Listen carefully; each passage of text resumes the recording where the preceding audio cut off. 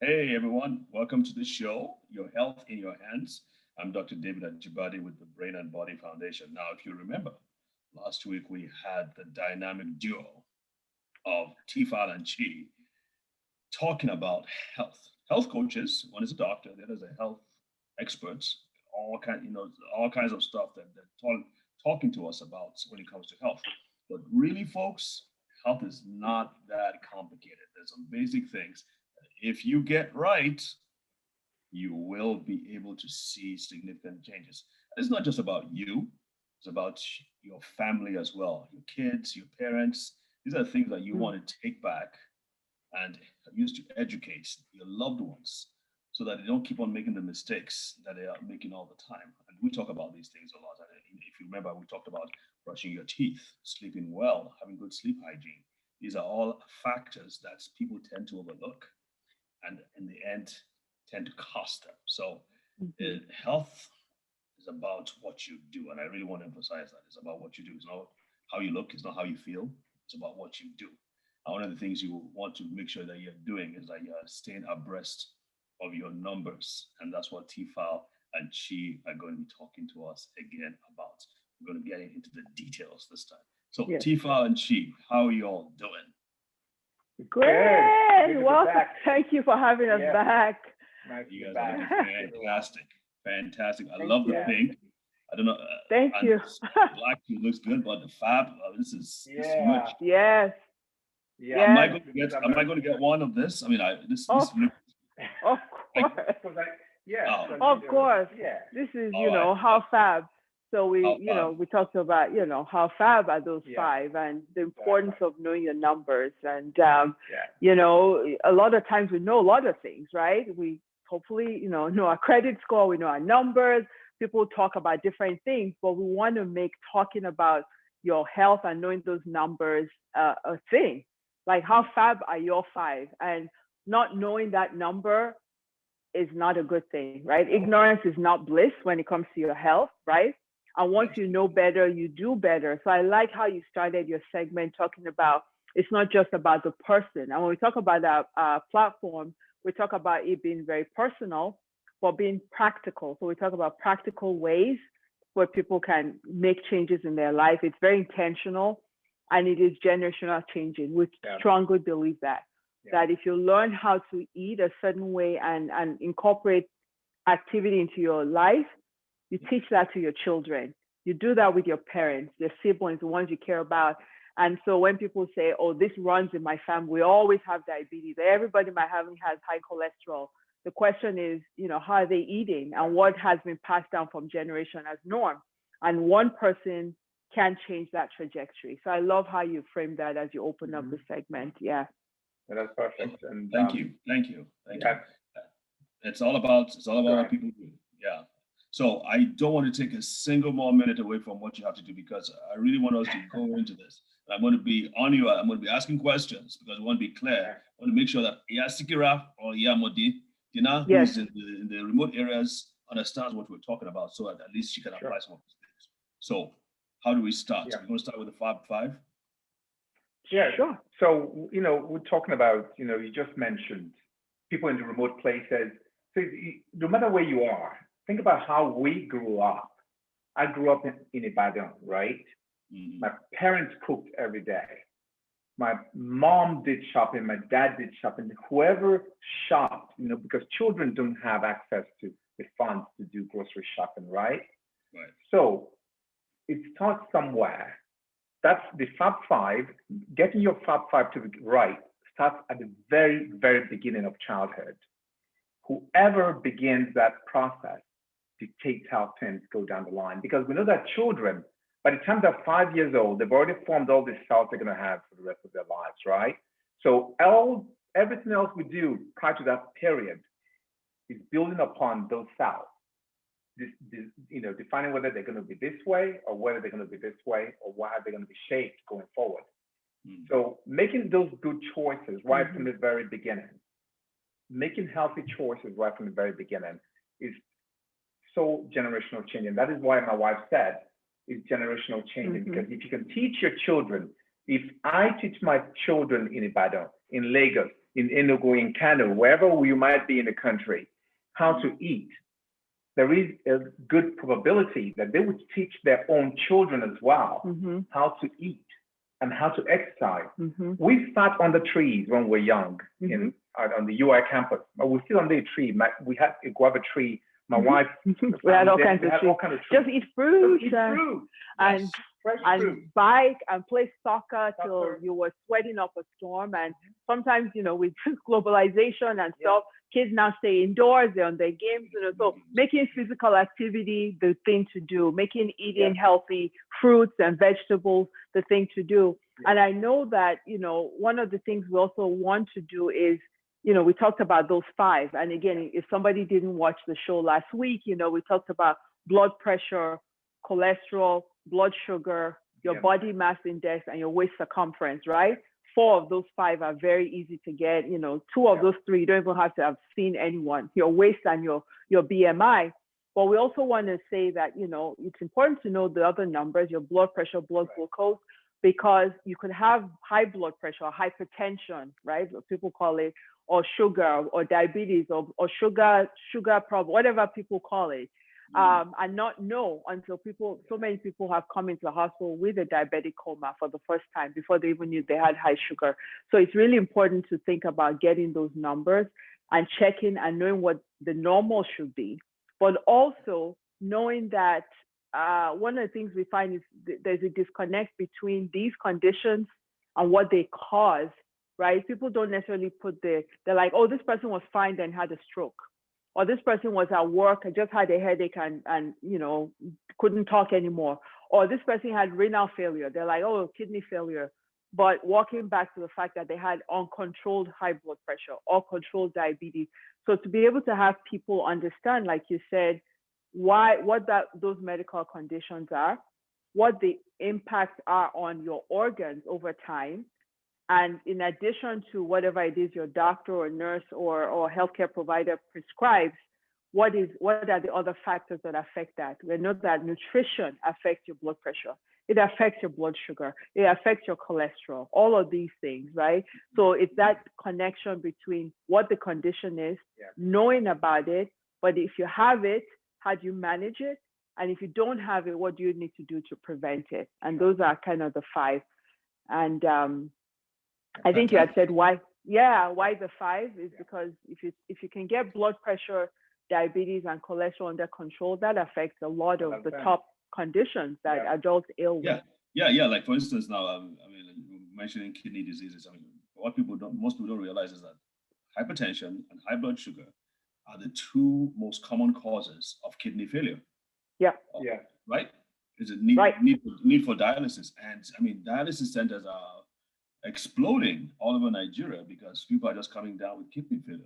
Just simply because they were careless or negligent about their hypertension, their blood pressure, and their blood sugar. And that needs to stop. We need to be able to. That's why I love what you guys are doing, and I hope you get more involved in the Nigerian situation so that we can help to educate. You cannot overemphasize the importance of this thing. It's rampant, especially people. Again, with the whole spirituality thing, the whole thing in that it's not my portion. This is not under my control. It's under God's control, someone else's control. These are things. One of the things that we have to educate out of people. So I really want to encourage you guys. We absolutely do, and that it's not inevitable, right? People just think, well, once you have this, it's going to happen, and it's not just in Nigeria. You brought that up, but even in the U.S. dialysis centers are exploding because Medicare covered. Yes. And a lot of it has to do with kind of going back to the basics, to the prevention, right? And we talk about primary prevention, which is to prevent something from happening, but even secondary prevention, when somebody already has high blood pressure, like, we're going to meet people who already have high blood pressure. Some people we work with already have these conditions, but you can prevent the progression of it. Doesn't mean because you have diabetes, you're going to go blind, have your legs cut off and go on dialysis, right? We see that at the other end, but there are things you can do. So it's really about, talking to people and helping them prevent these chronic conditions. But when they do have them, to prevent complications of these things, right? And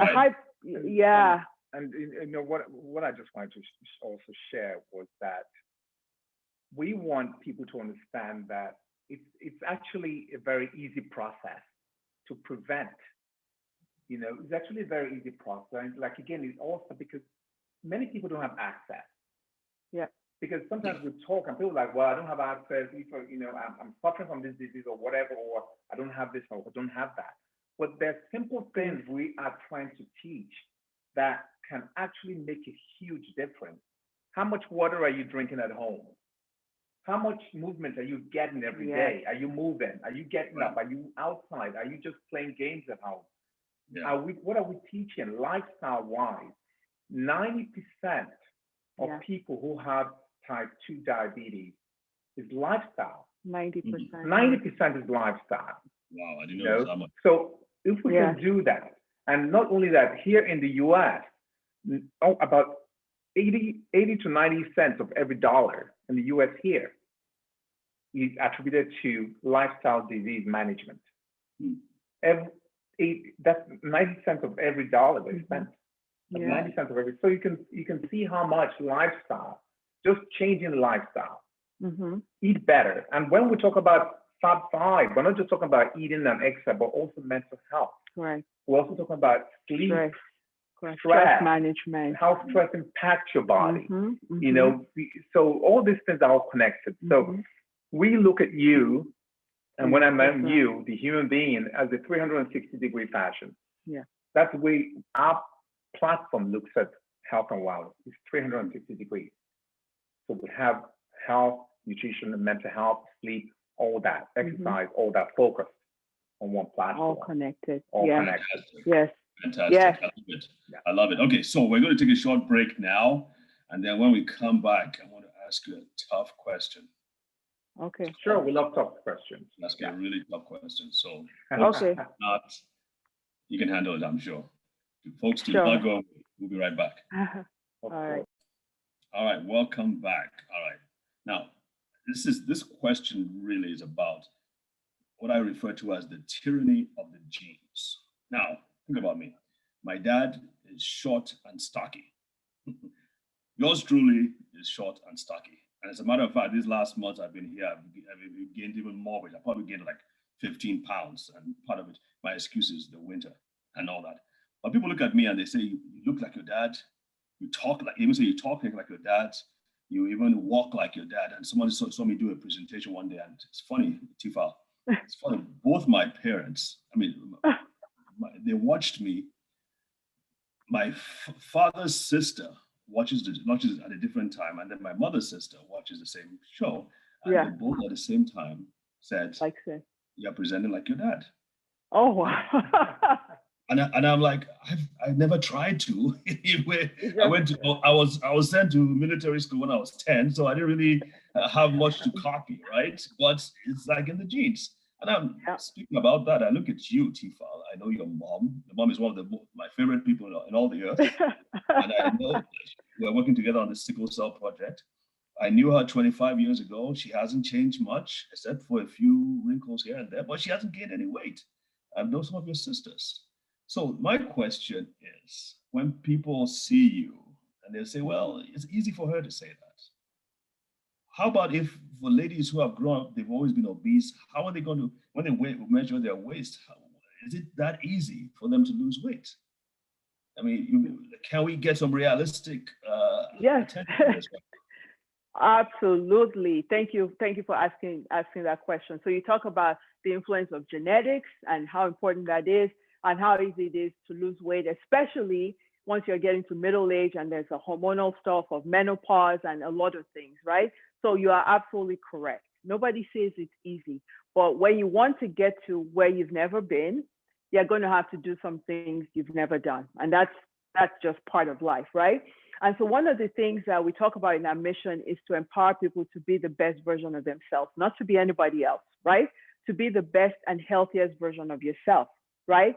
And so one of the ways we go with that is having people discover their why. Why is it that I want to be healthier? Because until you get there, there's going to always be a disconnect. So yeah, sometimes you have people where they say, oh, my mom, my grandmother, everybody in my family is a certain weight. Everybody has medical conditions.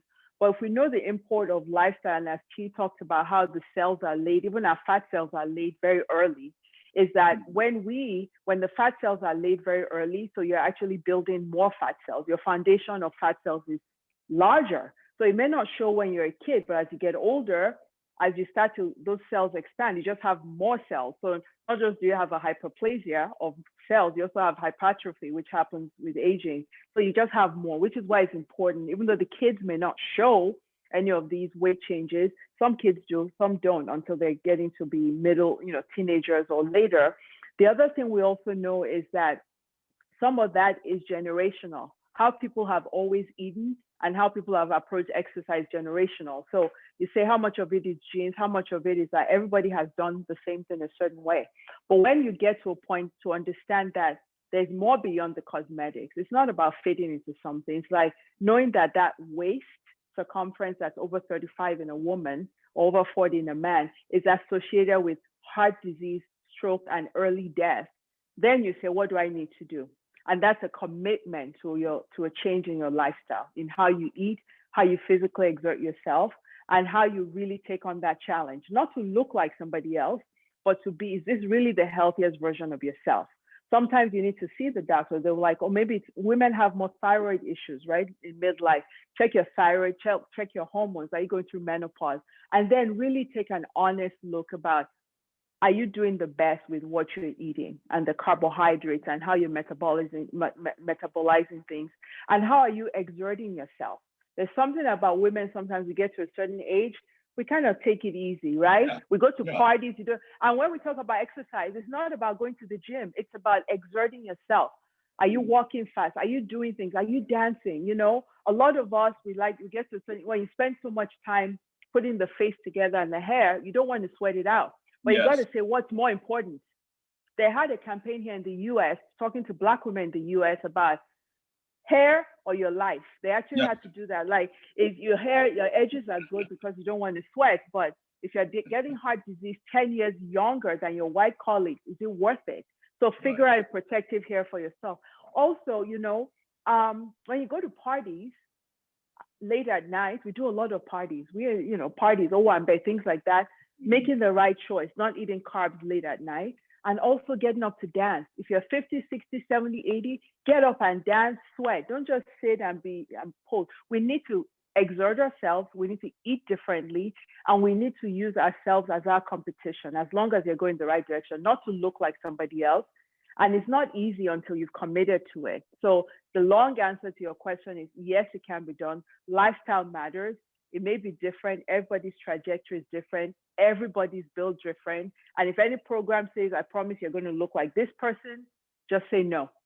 You need to look like the best version of yourself. And, talking about guys, you asked me about girls. What about men in terms of? Well, there's a lot of things my wife talked about. Everything applies across the board as well for men as well. So my wife talked about exerting yourself. There are only two ways that you actually lose weight. Only two ways. You exhale carbon dioxide from your mouth and you excrete fluids from your skin. If you don't exert yourself, those two things will never happen. They can't. They happen when you go to a party to dance. They happen when you're dancing with your family at home. They happen when you're outside taking a walk. You always have to exert yourself. And sometimes you find out if you have problems with your heart, if you exert yourself when you can't, you're out of breath so quickly.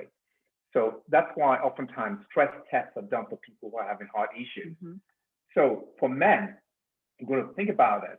You're going out to have a party or to party with people. The time you eat, a lot of times it's not even just about what you eat, but even the times you eat. You can't go to a party at night and eat at 12 midnight or 11 o'clock at night, finish your party and go to bed at night because the food has not metabolized. So you're just storing tons and tons of high glycemic index foods in your system that ultimately becomes fat because you can't burn it while you're sleeping. Nobody moves around and dances while they're sleeping, right? So these are the kind of things. So, and especially, and when you're not sleeping well, your body will also, secrete cortisol, stress levels, which builds up around your midsection. So there are a lot of things that will happen when we don't exercise, when we don't eat well, when we don't eat at the right time, it becomes so complicated in the way these things impact our body. So we just talk to people. Go ahead, Dr. Ajibade. Quick one though. For those Sure. who, for some reason or the other, cannot do what you just said, exercise, bad knee, bad hip, Sure. what happens then? Sure. Yes. So you're right. There are people because of surgeries or certain things or age or arthritis or something that cannot do those, can't be as physically active. But this is where we come in. These are the kind of things we teach people, and things like simple, just customizing it to who you are. We meet everybody where they are. So we don't expect, like my wife talked about, everyone is different, right? We don't expect anybody to be like the next person. We just want you to be the best version, and being that best version could be somebody who's starting off being arthritic, could be somebody who's starting off being overweight, could be somebody who's starting off being skinny, but not eating well. But cholesterol is too high. So you may still be lean, but have arteries that are all blocked up and clogged with cholesterol. Okay, so there's a solution. So there's a solution no matter what. It just needs no matter to what. That's what we're correct. doing. And that's where our personal platform comes. When we meet with our coaching clients, is we talk about your why. You need to know why you want to do this. We talk about where you are, medical problems you may or may not have, limitations, and then customize things. And we talk about tough love for yourself to say, I want to do this, and I'm doing this for somebody, And, when my husband was talking about, tough love and when people eat, it used to be, people would feed their partners or spouses a big amount of carbs, and it was so good he fell asleep right after he ate. That is a bad thing. If your partner don't say anything bad about it. You can talk about something else, maybe about something. Portion size. We teach portion size. We eat all of that, but it's about portion size. What you eat and when you I agree. Yeah, so let's talk about that in the last few minutes. We want to talk about food, especially from the African perspective. We have a few more minutes, but I really don't want this to end without us talking about that. So tell us about let's talk about food. Sure. So did you want to continue that now, right? Yes. One thing I wanted to share, you talk about food, right? So Dr. Ajibade, I'm sure you know about the blue zones around the world. There are places called blue zones around the world where people live to up 100 years old and they're still active, they're moving, and they have good psychosocial support around them. One thing about these people, one very common theme that run across these people, and they live in Sardinia, in Italy, in Greece, in Chile, there's a place in California. It actually went to grad school. Loma Linda, that's correct. That's where I went to grad school. So these people they start looking at what is common with them. They make healthy eating the easy choice. So, and bad eating became an option, right? So you want to make the healthy eating an easy choice. It comes to you, boom, quickly. So let's talk about specifics now. We want to talk about specifics. So yes, you mentioned reduce your portion size because we are very, very into starchy foods. But reduce portion size and starchy foods. What else should African Nigerians focus on to eat? Lots of fruit, vegetables, and protein. So when you eat a lot more protein and fruits and vegetables, first of all, a lot of things are missing in that diet is fiber. Fiber is great. It helps remove cholesterol. It helps the digestive system go. A lot of water, especially with how much sweat, with the heat and stuff in Nigeria. So replenishing with water when you're not dehydrated, it blunts your hunger. So you're not craving sweets and things like that. Avoiding processed and packaged food because that has gone up, and reducing your portion size of carbohydrates. So, we talk about rice and iyo and all of those things. They're heavy starchy foods. But again, in your larger plate, if that is the minority, like, a scoop, as opposed to a mound and then a little bit of protein on the top, using beans and legumes and other things, sweet potatoes instead of yam or cassava, tons of fiber. And honey, you make a point because we're going to wrap up in a minute. But one thing I just wanted to bring up is that Nigeria is rich in this fat. Nigeria is rich in legumes. Nigeria is rich in legumes. Legumes, okay. Nuts, legumes, vegetables, Beans, F4. all kinds of beans. Eat as much F4 as you can. Those things, that's what we ate when we're back home, right? So just the things you eat, the F4, the legumes, the nuts, the granules, you find granules everywhere. The nuts help the skin. They help. And they have healthy fats with your omegas, your omega-3s, and healthy fats and things like that, right? So it's we're rich. We're rich in Nigeria with this kind of food. We're just trying to make sure we're making the right choices. You know, the inyo and the rice being the person in the island, and the vegetables surrounding it. I don't know why you keep on talking about inyo. Please, yeah. Okay, I'm an Ekiti girl too, but it's all about it's all the other surrounding stuff, and really just looking at that portion, because again, the high carb sugar that comes with that gets stored as fat. So unless you're a marathon, so we need to talk about. We need to say that. We need to really emphasize that, and I'm kind of. It gets converted, yeah. Yeah, because things like eba, inyo, amala, maybe not so much, but amala is better. Yes, amala is better. But the thing about those things, folks, is that once you take them in, they are quickly digested and quickly converted to sugar, and therefore raise your blood sugar, and therefore can, as you know how things go from then on. So you want to avoid foods that will quickly convert to sugar and raise your blood sugar and cause damage to your bodies. Yeah, so like you were talking about the glycemic index, that high glycemic index, huge bust, huge insulin, your blood sugar drops, you're hungry again. It's like that. The things that keep your blood sugar level, slow release, those are the things you want to do that are going to affect your outcomes. I like the fact that you mentioned sweet potato too, because I think that's a secret weapon as far as I'm concerned. When I started taking sweet potato, because of the high fiber content, and it has a few other things too I'm convinced is better than yam and better than the regular kind of Irish potato because of the fiber content. Correct. And the things that it has. I remember times when I've eaten it at night, and in the morning I feel great. It's like the fiber fed my microbiome, my good bacteria, and you wake up. You feel when you say gut microbiome, he gets so excited. Oh yeah. Think about this, right? You talk about fiber. Because a lot of times I like people to understand, or we like people to understand the very simplicity of sense. If you think about the pipe, think about your arteries, right? Right. You take a sponge, any sponge, and you push it through a small pipe all the way through. It's more likely to clean that pipe out. If you keep pushing a sponge through a pipe, all the rust, everything comes out. Yeah. The same thing fiber does in your arteries. It helps to pick up all that pipe. Good, just like that. So we like people to just understand at a very basic level how these things impact your body. Correct. And your digestive system, the fiber is pushing stuff through and pulling water with it. So a lot of the issues around constipation and things like that affect your health, and how much what you put in, as diverse as they are and as close to nature that they are, they engage with your bacteria more. Your bacteria proliferate. They feel like they have work to do. Processed foods, we're not talking about, but that's higher than it was 20 years ago, 10 years ago.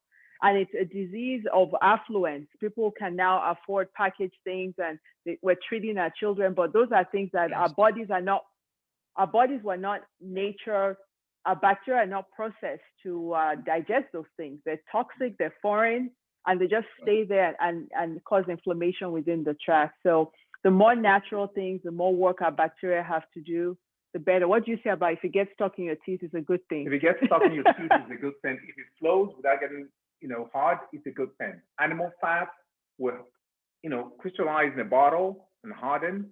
If you pour after you make your steak or make your pork, whatever it is, and the grease from it, if you leave it in a bottle and pour vegetable oil in a bowl, come back next day, come back 2 days. If you turn those 2 bottles upside down, the animal fat will stay where it is. That's what it does in our arteries. We can't do, So you want things that flow.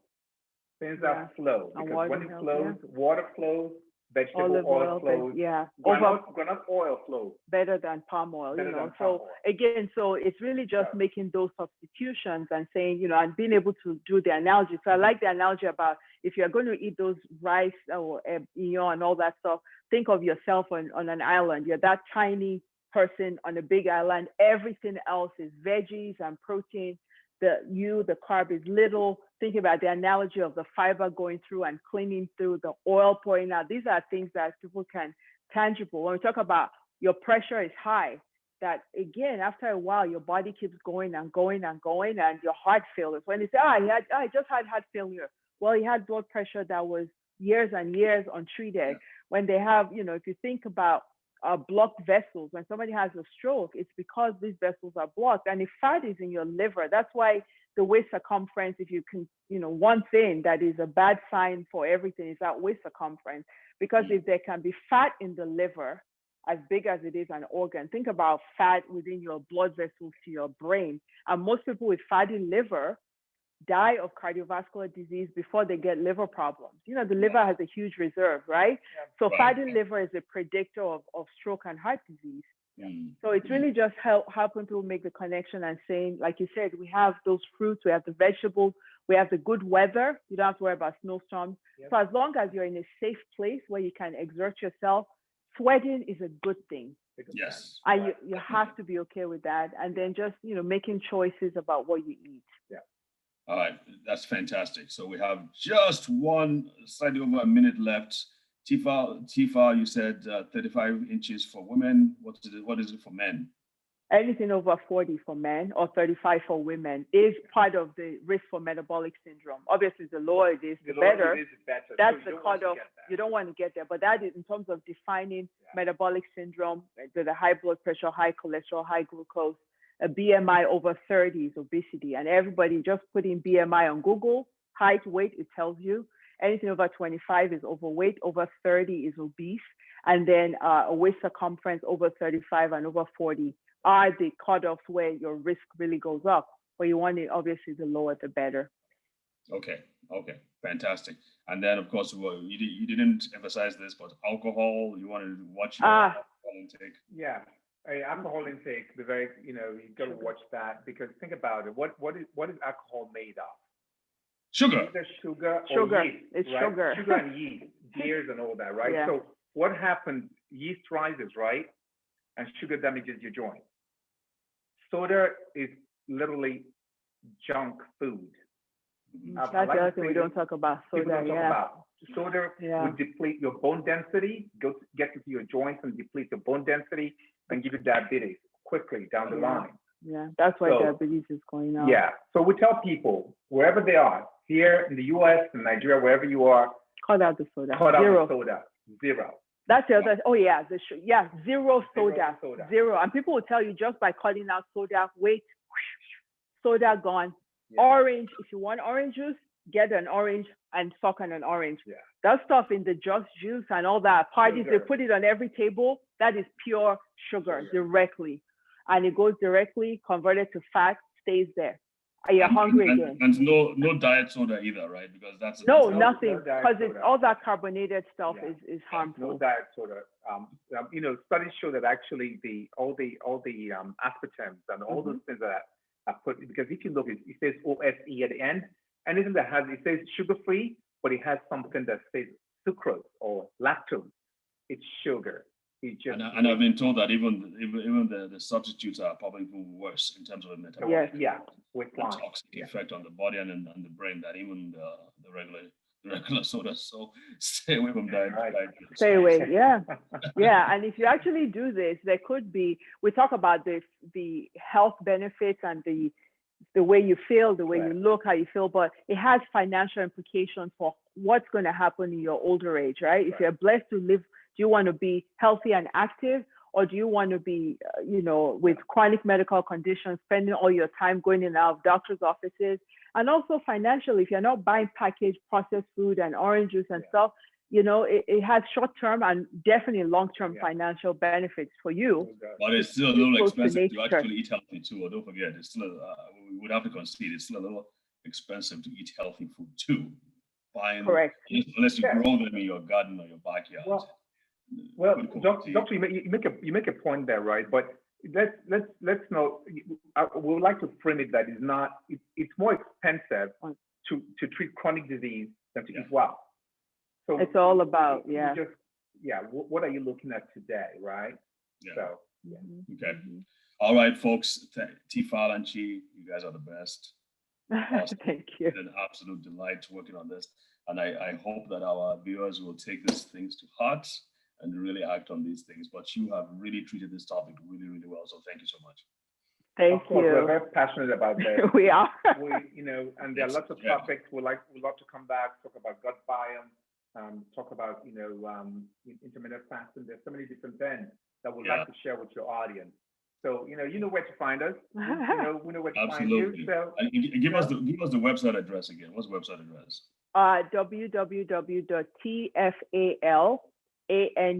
www.tfal&chi.com. So tfal&chi.com. yeah. One word. Yeah. One word. So Awesome. drink more water, get active, and lots more vegetables and fruits, and make the starch the side.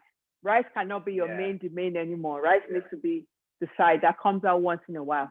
Okay? you people didn't talk about bread either, so no problem. When we next time. That's another topic. Bread is like rice, and it's like, yes. All right. Oh, yeah, Okay. we can talk about bread. All right, folks. It has been fun. Thank you for joining us, and remember to check out our old videos and, of course, tfal&chi website, and then be sure to join us next week. God bless. Yeah, we enjoyed this as well. Thank you so much. Thank you. Okay, bye-bye. Bye. Yeah. Bye. Okay.